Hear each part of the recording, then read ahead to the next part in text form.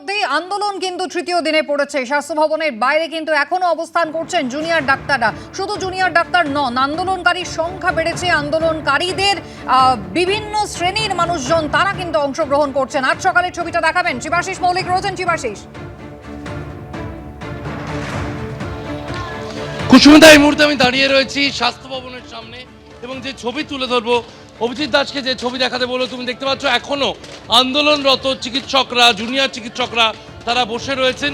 তৃতীয় দিনে পড়েছে আন্দোলন, একটুও তারা পিছিয়ে আসছেন না এবং সকাল হয়েছে, তারা স্লোগান শাউটিং চলছে। এর পাশাপাশি আমি একটা ছোট ছবি তুলে ধরার চেষ্টা করব।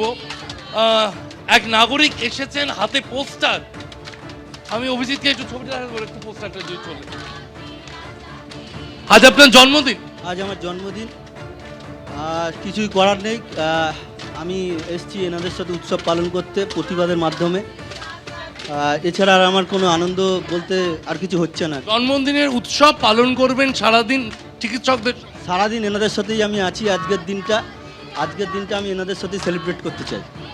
জন্মদিন পালন করতে এসেছেন জুনিয়র চিকিৎসকদের সঙ্গে আন্দোলনের এই মঞ্চে এবং হাতে তার পোস্টার আমরা দেখতে পাচ্ছি।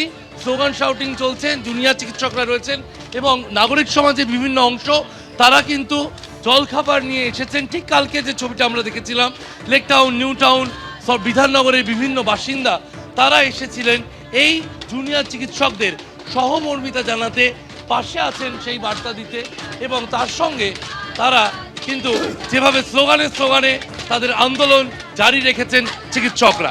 একেবারেই শিবাশিস, তোমার কাছে আবারও ফিরবো। তবে প্রশ্ন একটাই থেকে যাবে যে সমাধান কোথায়? সমাধান সূত্র বেরোতেই বা এত দেরি হচ্ছে কেন? নমনীয়তার অভাব কি রয়েছে কোথাও সরকার পক্ষের, শাসক দলের? আলোচনায় ফিরবো বিরতির পর, সঙ্গে থাকবেন।